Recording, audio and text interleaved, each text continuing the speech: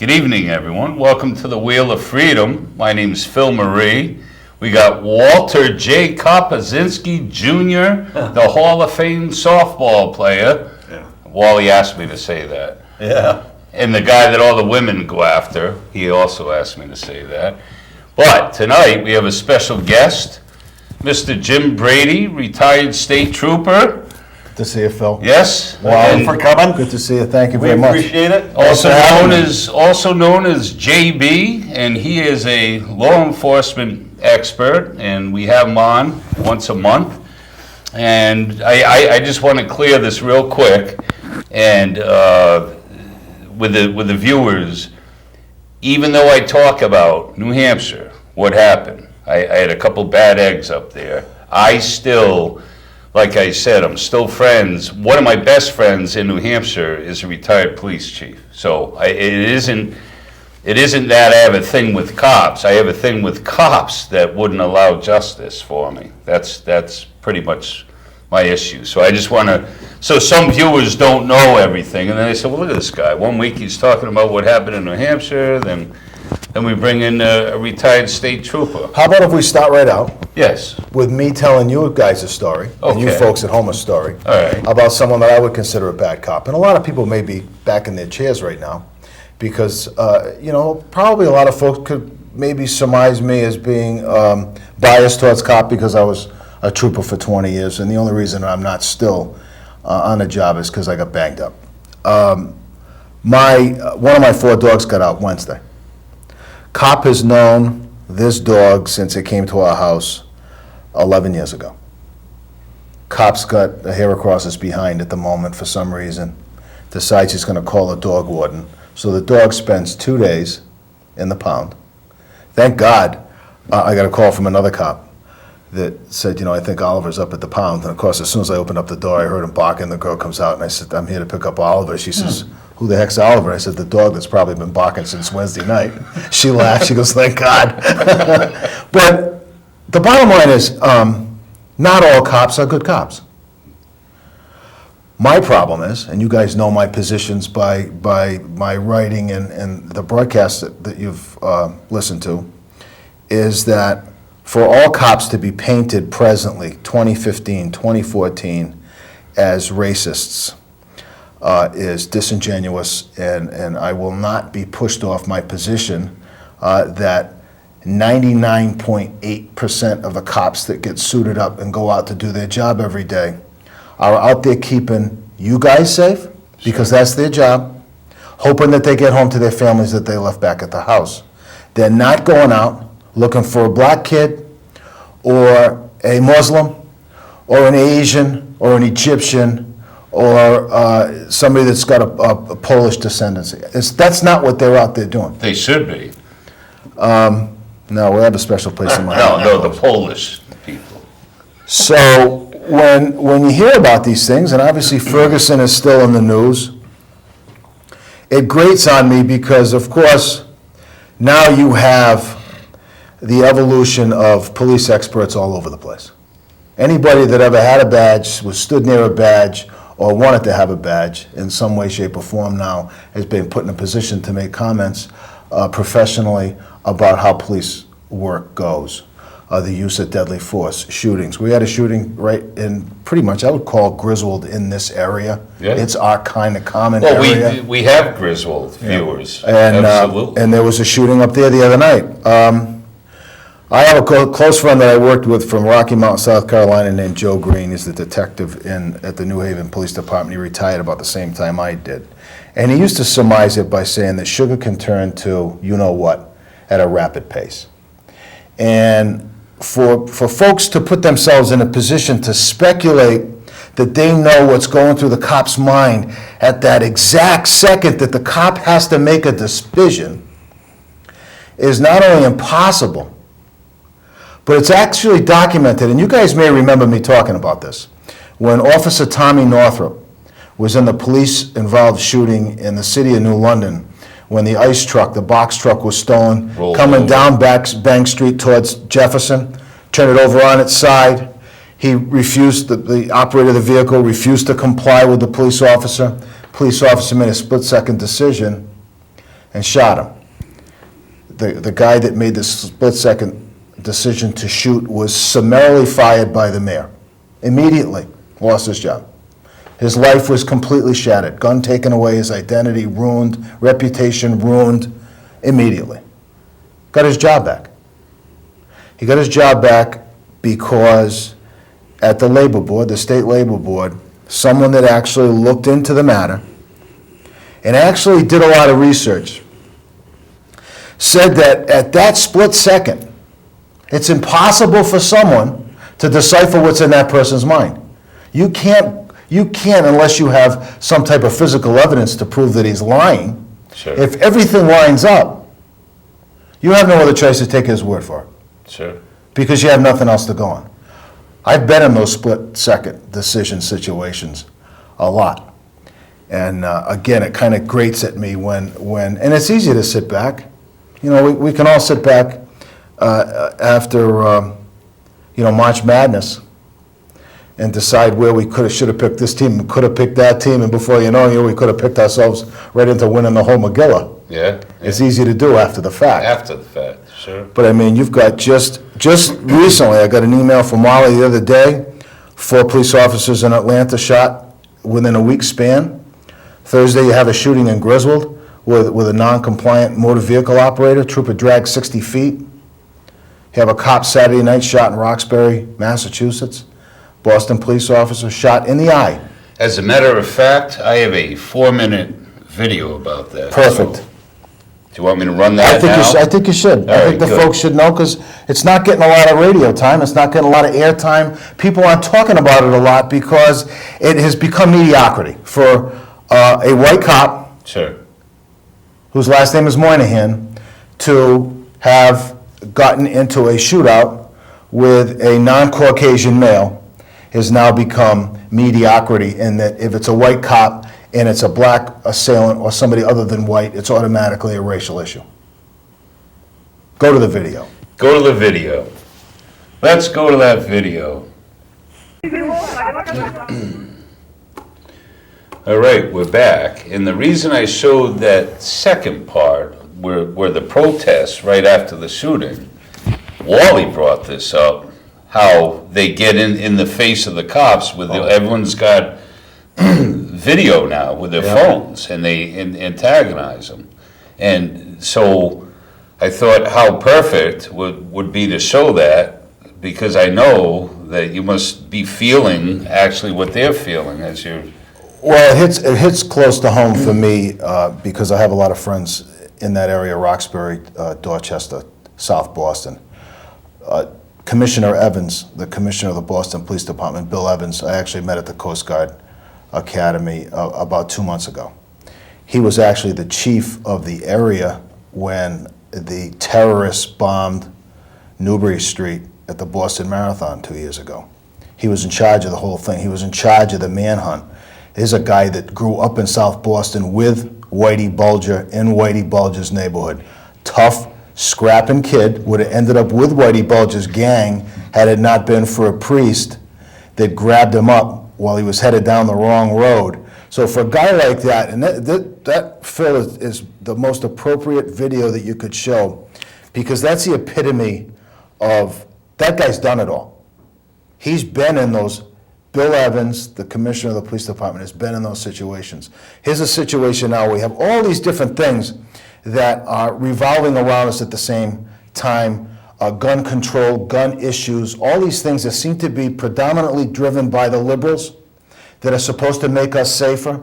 Here's a situation, does somebody have the courage to come forward of any stripes and tell me what the explanation is that somebody's going to give this guy's wife and children as to why someone that was involved in numerous gun violations prior to the incident that happened Saturday night, one of which in 2001 was a shootout with the cops. Wow. How in the heck is he out in the street? How is it that he is breathing free air like we are right now? How is it? Well, he's not. Saturday night, justice came. Sure. Justice came. But now what we have to now as law enforcement become accustomed to is what I would call post-Ferguson garbage. When Eric Holder calls the governor of Missouri and says, go to Ferguson and tell those Ferguson cops and their appropriately deployed equipment to back off, and we're going to send Captain Johnson from the state police in to save the day, and don't arrest anybody for throwing firebombs, Yeah. which is an empty bottle full of an accelerant with a rag stuffed in it, lit and thrown. There you go. Phone line 1, Wally. Look how many fires there were that same time. And who got arrested? Where's the prosecution? Where's the federal violations? Where are the people protecting us? Us is you, me, and everybody else. You ready? Phone line 1. Go ahead, caller. You're on the air. Good evening, gentlemen. J.B., good to see you. I'd like to preface my comments with I miss hearing you on 94.9, and I hope you find another medium to provide the information that you provided for us in the community. Really, I wish you well. I appreciate that. I have a comment. What happened in Boston the other night is horrific. Like you said, 42-year-old guy, these guys are teenage. They're doing their jobs. My question is, why isn't Al Sharpton and Jesse Jackson in Boston saying this black man tried to execute a white police officer? Just think if that black guy, and I guess maybe it would have been a good thing, had he missed Officer Monahan, and then it would have been, had he been shot the way he deserved to be shot, it would have turned into a Ferguson thing. And I just give it a different spin. I want to hear your perspective on that. Thank you, guys. First, I want to thank you for your kind words. I appreciate it. I still am approached on a daily basis with people that enjoyed my perspective on things from my point of view, which was not from a book. I don't teach law enforcement from a lectern. I don't have all kinds of fancy certificates on the wall that show that I've gone to school and studied well and gotten good grades. I did it passionately from the street. And what the caller refers to, you do see the Ferguson hangover in Boston. The people behaving the way they're behaving in Boston and not being arrested for their unruliness like they would be any other place prior to Ferguson is a result. It's a product of what has taken place. Probably until this morning, you would have been hard-fixed to find a publication, cable show, etc., that identified the ethnicity of the person that was shot to death for getting into the shootout with Officer Monahan. The one other thing that I do want to pop in here right now, I called my closest friend on the planet, who a whole lot of folks know. I visited often in the hospital. I'm wearing my Bulldog sweatshirt because he nicknamed me Bulldog. That's where I got my nickname years back. It's his 66th birthday today. But Officer Moynihan had surgery. They removed the bullet. He's being moved from intensive care. And one problem I have with the next thing that I'm going to say is that the talking heads now say that he'll make a full recovery. Unless you've been in a shooting, unless you've been in one of these situations where you are fighting with someone with enough force to try to get them into those handcuffs, which are temporary restraining devices, you can't really sit back and try to speculate what's going through somebody's mind, because although physically, as far as a doctor is concerned, he'll recover from his injury, but in a point-blank range, a .357 Magnum was stuck in his face and he was shot underneath his eye. I dare say that that's probably something that's going to bother him. I mean, I got hit by a car May 29th, 1991, and I have a couple of nightmares a month about getting whacked by a car again. But again, getting to the next subject of guns, and I was sitting right in this very seat a month ago with Ron Rando and Scott Wilson from CCDL, who are fighting this great fight for free people. This Officer Monahan was shot with a .357 Magnum. For people that don't know what that is or familiar with that terminology, it's a caliber of a bullet that's placed into a 6-shot revolver. That's what this person that tried to kill the police officer that ended up meeting his maker had. Where did he get it? Where did he get his ammunition? If in Massachusetts, I got to tell you folks, growing up in Rhode Island, Massachusetts being the neighboring state, had the strictest, toughest gun laws. They have a 1-year mandatory. If you're driving on 95 through Massachusetts and you get stopped and you've got a gun in your car, it's 1 year in jail, period. No ifs, ands, or buts about it. Very strict laws. Yep. What did those strict laws do for Officer Monahan? They didn't do anything. And this guy emptied his gun. He hit Officer Monahan once, point blank range, under his eye. He emptied his gun. 5 other rounds came flying out of that gun. That didn't stop him until he was killed. So then we get to kind of the next phase. And the next phase is the liberals and how they say, well, you know, gee, we need to legalize marijuana because the prisons are full of people that just get caught with a couple of pot seeds or a roach clip in their ashtray. That is so untrue. It's absolutely untrue. It's absolutely untrue, and it's a societal thing. I'm 52 years old. I've been around long enough to see it and been in law enforcement long enough to see that it really does change drastically. Maybe not as fast as it's happened with Obama and Eric Holder, but when Reagan was the president to George H.W. Bush, federal money is made available for narcotics enforcement and for firearms enforcement. Barack Obama's FBI don't do fugitives and bank robberies anymore. Those are the 2 main things that the FBI started to work on back when Christ was a corporal. They don't even go out anymore. You don't see local cops, don't even see an FBI agent at a bank robbery anymore. And there doesn't seem to be any shortage of bank robberies. Who investigates it? If it's local or the state police usually will come in. Secret Service? Secret Service doesn't do bank robberies. Not at all? No, not at all. But, you know, it's a trend. You see the trend. And I'm not here to argue the intricacies of the benefits of medical marijuana for a kid that's got, you know, terminal cancer. That's not the person that the cop is rolling around with at 2 o'clock in the morning in the street, struggling to make sure that the guy doesn't get his gun, because it takes about a half a New York second to get that gun out of the holster, and then, you know what, it's helter-skelter. Sure. What bothers me is, I'm looking at this government we have in Connecticut. They're pushing for more drugs. They're pushing for marijuana. They want to send people to go to jail who are smoking cigarettes, right?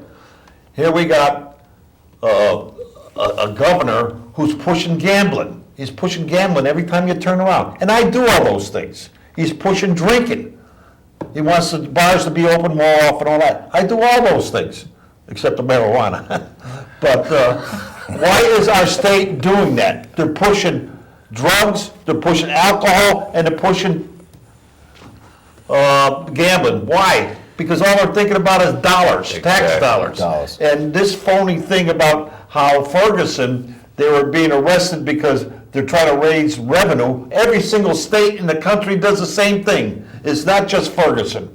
So they weren't doing anything that's new. They're told to do that, the police are told to do that, and that's how Eric Garner got killed.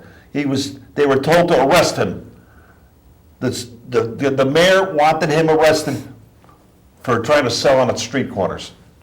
And so you gotta follow these guys' ideas and listen to them.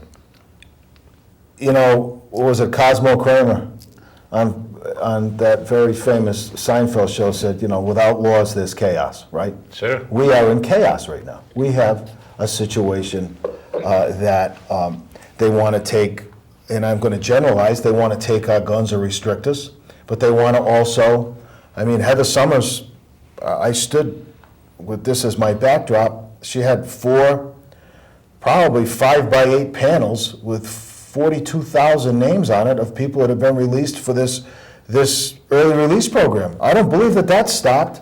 And the explanation from the people in Hartford in positions of power when you say, well, there's been 3 murders. So people that have been released on these, going to the history of the Philippines class, or folding your underwear and putting the socks in the right place, you get 5 days off 30.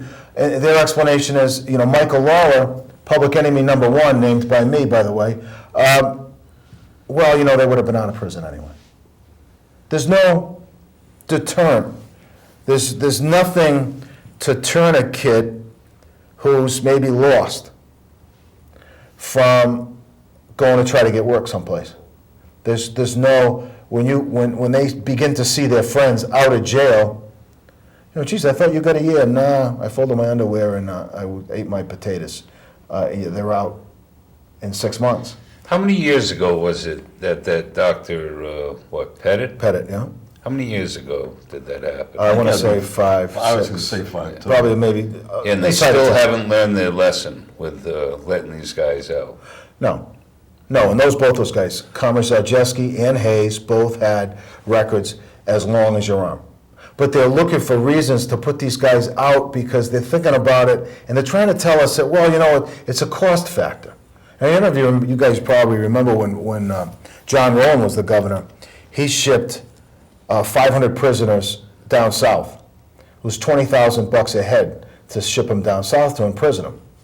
One poor little candy ass hung himself because he wasn't close enough to his mother.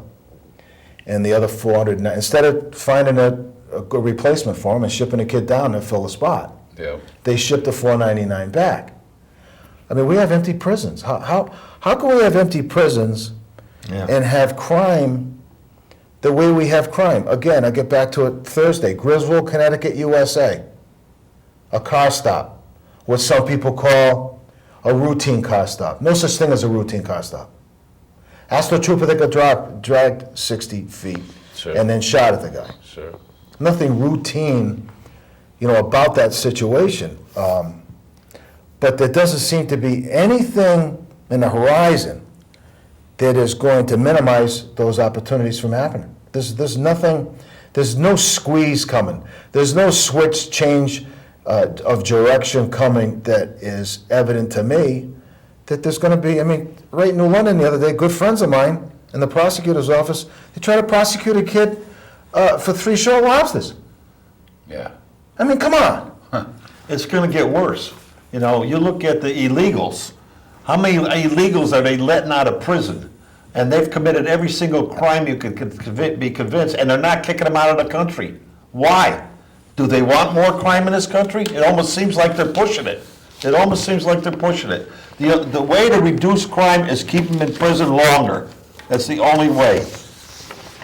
It certainly isn't going to hurt. No, it's not going to hurt to keep them there. Or if they're not gonna, then Malloy should consider giving us everybody a $500 voucher to go down and see Ron Randall at Ron's Guns, and give everybody a $500 tax break. I said a year ago, if the governor wanted to make it safer in Connecticut, if he wanted to be a real trailblazer, he could say, okay, look, this is what I'm going to do. I'm going to go to the FBI, and I'm going to obtain a list of authorized safes that they say are really safe, gun safes, which a list exists. And say, okay, if you want to go out, Phil Marie, and buy one of these gun safes, even if it's just to put fine tile in, you can go out and buy one, and you can deduct the price of it from your taxes. Sure. So people that are out there that have guns in their sock drawer or between their mattress and a box spring are going to take that gun now because they've been able to go out and buy a safe for essentially nothing. You're going to get dollar for dollar offset on your taxes, and it's going to be secured.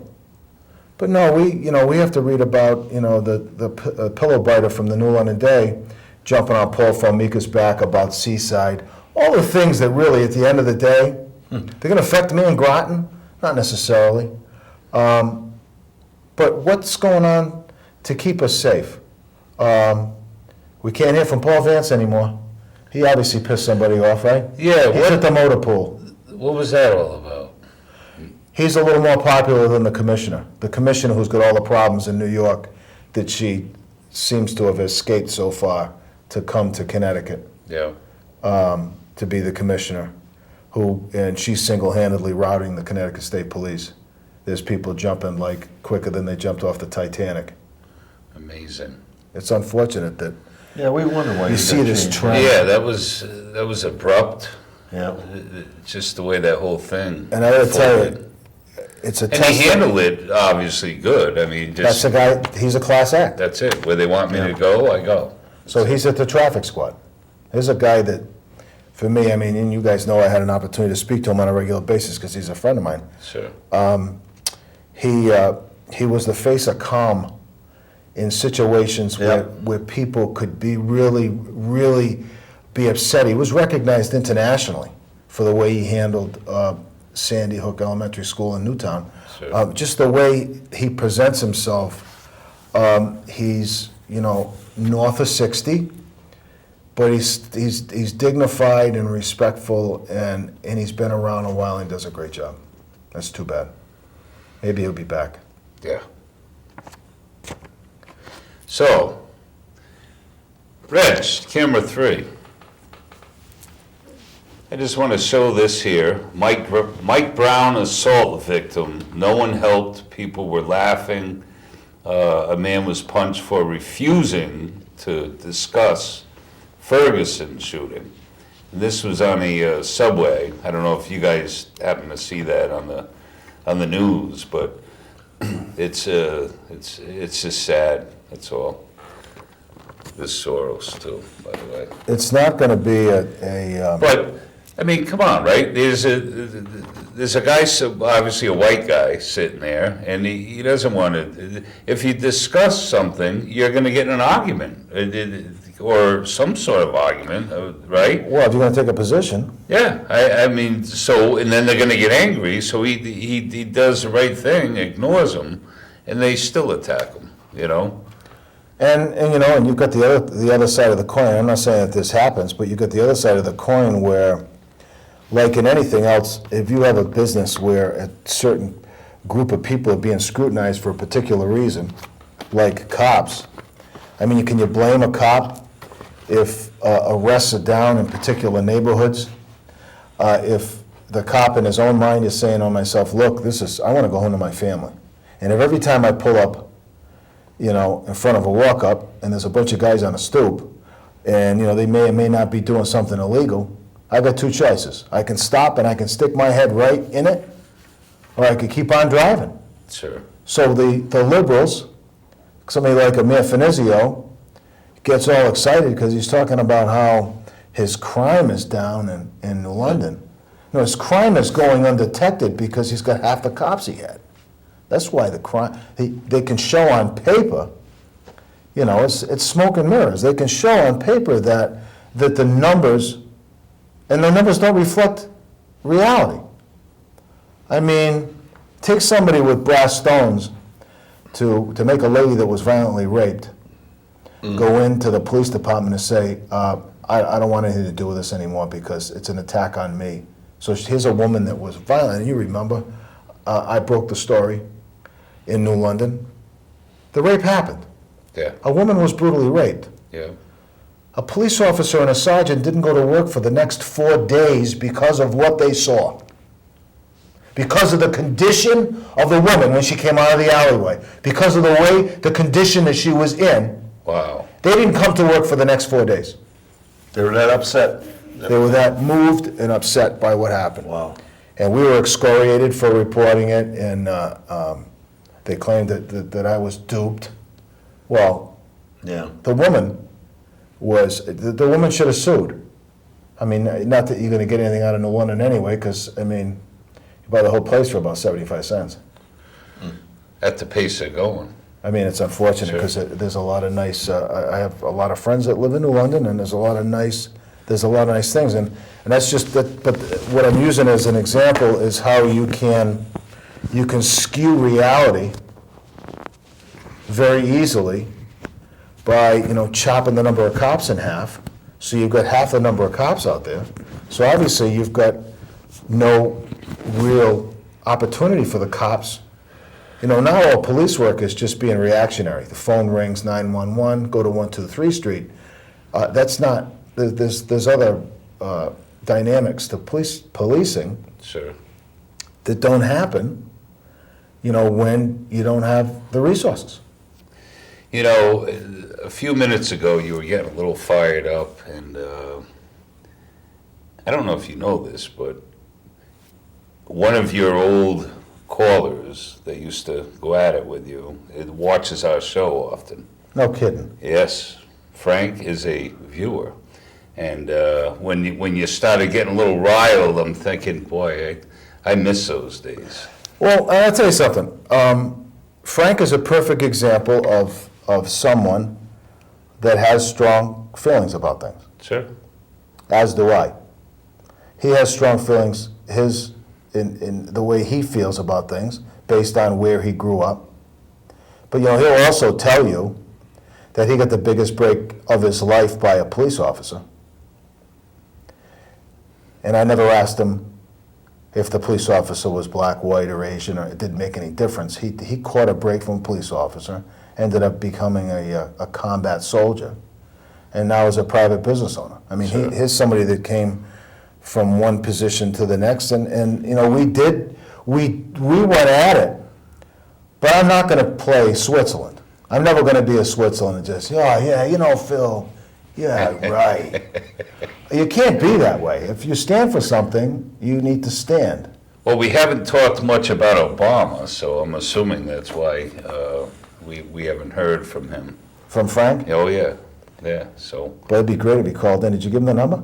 he's, I believe he's the number's right up on the screen, and, but we probably should let Wally unleash on Obama Okay. and Ted Cruz. He's actually a massive, isn't Obama, aren't they recognizing the opening of some type of an educational center in the name of the murderer, Ted Kennedy? Oh, yeah. Chappaquiddick. Yeah. What's that girl's name? Mary Jane Kopechne? That's the girl, yeah. He couldn't remember her last name. Who couldn't? Ted Kennedy, before he died, for some reason it Right. came up. Well, This is a sick thing. Reg, camera 3. Right here we have U.S. Marines' stunning sign reminds us of the cost of Obama's Bergdahl swap. All right? Now, in this article, hold on, Reg. Right here we have 6 Army soldiers who died looking for Bergdahl, right? 6 of them. And they have all their names, ages.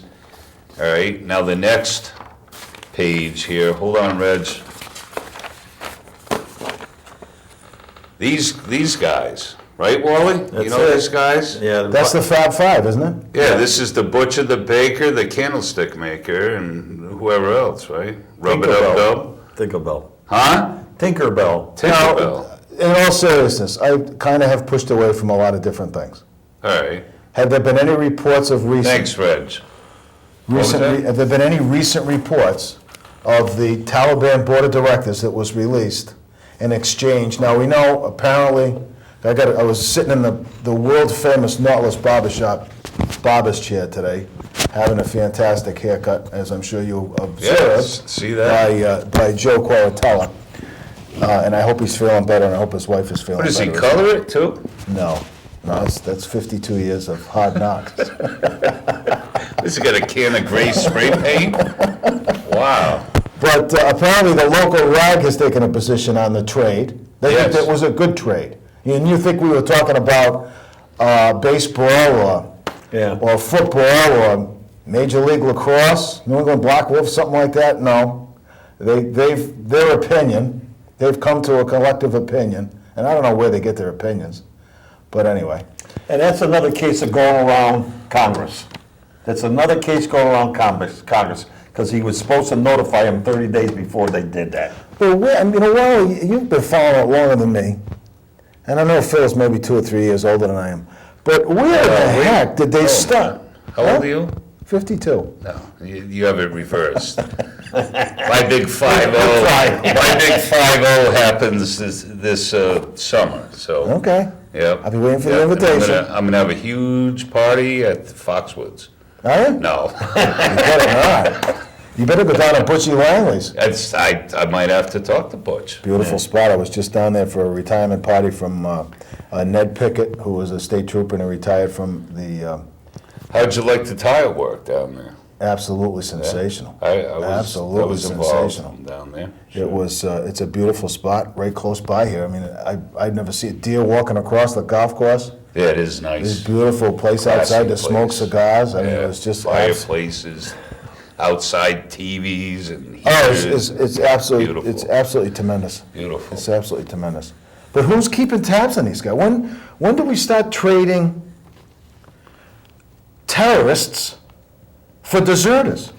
When is that an acceptable dynamic? And Obama has a rule Yeah, not to do any trading. He doesn't want people who have relatives captured by these people. He don't want them to pay any money to get them out, but he's doing the same thing. He's doing the same thing, and you can't do that. Plus, these 5 guys are horrible. They're murderers, they're killers, they're everything, and he's putting them back into play. well, no, aren't they going to Qatar and they're going to be observed? Yeah. You know, I Yeah. suppose. Yeah, but within 2 months, I think, within 2 They're months. just about free. 3 of them, They're exactly, gonna be- 3 of them are gonna go back to. Oh, they'll be the, back to their board positions as Yeah. Al-Qaeda, the Yeah. Taliban. Sure. Nice. I mean, you know, you look at all this, and then the biggest thing you look at is Iran, and the way Obama is hooking up with Iran. I have a weird thought, and the other night, believe it or not, just flicking through TV stations, I caught the History Channel, and I don't get into the UFOs, but in Iran, in 1976, Tehran, the Air Force there actually got in a shootout with a UFO, and the thing it crashed, and they got that technology. In that same show, they were talking about how did Iran ever maneuver one of our drones and land it without a scratch, and they still have it, that drone. Now, think about this. You haven't heard this anywhere in the news yet about the drone that Iran has, and why are we catering to Iran? Think about that. Right now, With the drone technology that they have, what else do they know or have of technology? So, but right now, Iran is being assisted by United States airplanes in Iraq. Iran's fighting in a large city, and we're bombing it for them. They're working together, and people don't trust the United States government anymore because they're working with Iran. And it's been in the newspaper. I don't know if you ever saw that, but it's been in the paper about that. I'll have to. well, Savage went on a rant about that today, I think. Again, Pakistan is now joining Saudi Arabia and Yemen, and fighting Iranian troops that are in Yemen. Yep. And Iran's trying to take over all these areas and create Persia again. So Right. you can open up the Bible and understand what that's all about. So, Well, I think, this is my personal feeling, and I have no facts to really prove it, only what I can see. sure. Our country assisted the overthrow of Egypt's government. Our company overthrew Libya, right? They were going to overthrow Syria, but for some reason they backed out of that. Why are they doing this? Now, why are they helping Iran? Do they want those people to take over the whole Middle East so they could get at Israel and control all the oil of the world? You know, that's still most of the oil for the world comes from there, most of it. In the United States, we could do it ourselves. We don't need anybody. But what are we doing? Our government is cutting down the use of coal. They closed down 50 coal factories in the last couple of years, and then we see the electric companies raising their rates, and we're blaming them. It's not them, it's the government that's doing that. They're using solar panels, windmills. Who's paying for it all? Your friends. That's See? who's paying for See? it. I warned JB, I said if Wally uses the word solar panel, he's looking for an argument with me about Aren't they a good solar. deal? What, solar panels? I think so, and but we're not here to talk about solar panels. We're here to talk about law enforcement issues and what have you with J.B. here. But it's also good to scratch up some dust with other subjects, such as the Middle East. You got Egypt, you got Jordan, you got Saudi Arabia, you even got Syria with Assad. I mean, these people fear Iran. There's something really wrong with this picture. And same with the terrorist groups. The United Arab Emirates country called out CARE, Council for American Islamic Relations, right here in New London. They've already changed New London's school schedule, adding Muslim holidays, all that. They're in it, like planted in it. So, you have to pay attention. The way I look at it is you have to pay attention what these other countries, what their concerns are, because they know really what's going on. And we're not going to ever get the truth from the media here in our country. No. And that's the beauty, at least which also with Savage, he can see into all that stuff and put all the pieces together. Right. And so why is our President Obama siding with Iran? It's mind-boggling. It's absolutely mind-boggling. Well, like you said, you're never going to find out what the truth is. No, you won't. You won't. Well, here's what happened to Iran, too. When Obama first got elected, there was a movement to overthrow the government of Iran. But the United States government refused to help them. They refused to help them overthrow Iran. And you know why? Because of coal plants. Solar panels. So listen, we got, we got about 7 minutes left. Mm-hmm.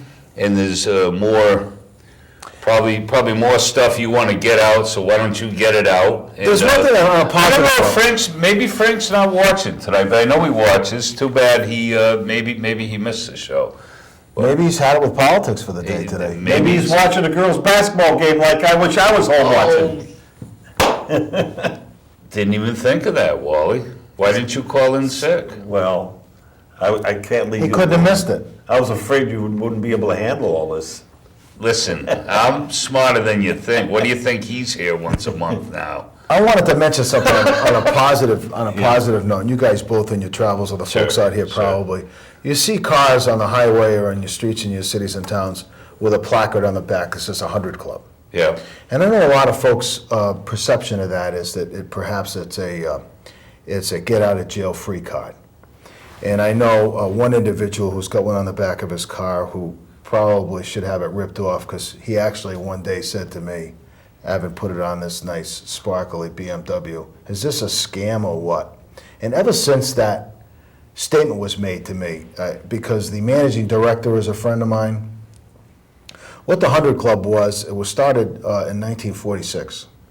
And any car that you see that's got that placard on the back of it, for a $250 donation per year, what happens is the money goes into a fund, and the surviving family of any police officer, fireman, or corrections officer killed in the line of duty, either coming to work, coming home from work, it pays for gifts at Christmas, holidays, Thanksgiving, birthdays, and full boat college for any surviving, and the wife gets a check within 48 hours of the death to assist with burial, funeral arrangements, etc. So I wanted to make sure people understood that. I have never known that, actually. So you can I've go to- seen them, but there's nowhere. where they- 100club.org. You can go online, 100club.org.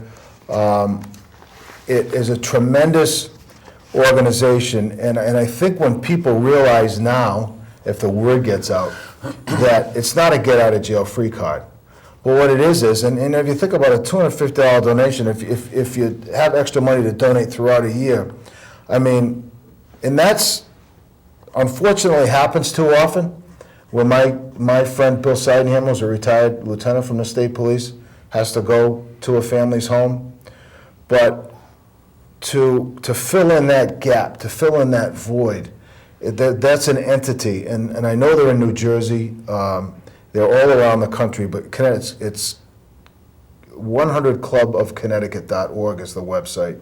You can see the photographs of the beneficiaries, the families that have benefited from it. Wow. And that's a huge burden, because, we talk about Officer Moynihan today being shot. He's going to make a full recovery. But he's got a family, and I'll tell you what, I've talked about this before. I retired 8 years ago, and the look on my wife and my children's face at my retirement hit me like a frying pan across the face. The agony that a family goes through while their father or mother is out doing this job, especially faced with what they're faced with today, it's even more in your face. It's even more tugging at your heartstrings. It's not a job I would encourage my two teenage kids to get into. I have more admiration now for cops that are choosing that business than perhaps myself. I don't know who this is, but we only got 3 minutes. Hello, caller, you're on the air? This is the name right here? Hey, good evening, guys. How you guys doing tonight? Wait a minute, I know this voice. Say it again? So how you guys doing tonight? Is that you, Frank? That's me, J.B. How you doing, buddy? Good, man. How you doing? All right, hanging in there. You're working late tonight. Came in, decided to call you guys. I missed the show. Sorry about that. Oh, we tore you apart the whole show, man. Frank, I gave you a huge compliment. What was that? I gave you a huge compliment because I mean it. I mean it right down to the bottom of my heart. That you came from a rotten beginning. You got a break from a cop. You made a career out of the military as a combat soldier, and now you're a successful entrepreneur. I always have enjoyed you and I going back and forth, because we know when the phone call is over, you maintain your position, I may maintain my position, and we wouldn't have the respect for each other that we do if either of us gave up our ground. Exactly. But just let me say, my growing up was, I had to praise my mother, because my mother actually chose to stay in the inner city and help her brothers and sisters get out. She had 4 kids, time she was in her early 20s. She had a master's in nursing in the mid-70s, and she could have actually left her family and moved us to a nicer part of New Jersey, but she decided to stay there, and they all eventually got out. So really, did I have it hard? I did, but praise to my mother, I got out of there. My mother was a strong woman, and to have 4 kids in the 70s, and actually to say she was a loser, and she was basically someone that shouldn't have made it. So really, my mother was the one that made it out, not me. You follow me? Well, you can take it by yourself, because your mother got you down that path, but you had to complete the journey, my friend. Yeah, thank you. I know I'm short, but I wanted to call earlier. I don't know what you guys talked about today, but I wanted to get your opinion on the whole, and I'll tell the guys when we talk about this, on the whole Ted Cruz being president and President Obama, and let's, for argument's sake, let's say President Obama was born out of the country, but now Ted Cruz is born out of the country, but now in one day it's okay that Ted Cruz is going to be president, and we go through the Constitution, we're saying, oh, wait a minute, as long as the mother or one of the parents is American, you're American. That bothers me that it took 7 years in the Republican to run for president. Now the Republicans saying it's okay. I hang up and I listen. We only have 1 minute, make it quick. Wasn't John McCain born overseas? Yes. That whole thing And he had to show that he was a citizen. He had to prove that he was a citizen. And as far as Obama is concerned, he is an American citizen because his mother was an American citizen who gave birth. And it's the same with Ted Cruz. And you know who first brought up that story about him not being a citizen? Was Hillary Clinton when she was running for politics. And nobody ever blamed her. They blamed the Republicans for all that. Of course, they took advantage of that. But Hillary Clinton did that. Hillary Clinton also brought up the fact, I forgot what I was going to say. But anyhow. Now we're fading out. Wally went blank. Frank, listen. Frank, and once a month, JB's going to be with us, so we look forward to you calling in next time he's on, all right? I will. All right. See you, Frank. God bless. Take care, all the viewers. God bless all the viewers. God bless America. And that's it for tonight. And what's the date today? Wait a minute. When we return, it's going to be Wake Up America. I think it is, right? This is the last show. Yes, that's right. April, we start Wake Up America. So stay tuned, because Wake Up America, we get a little bit more crazy. Oh, boy. That's it. Good night, everyone.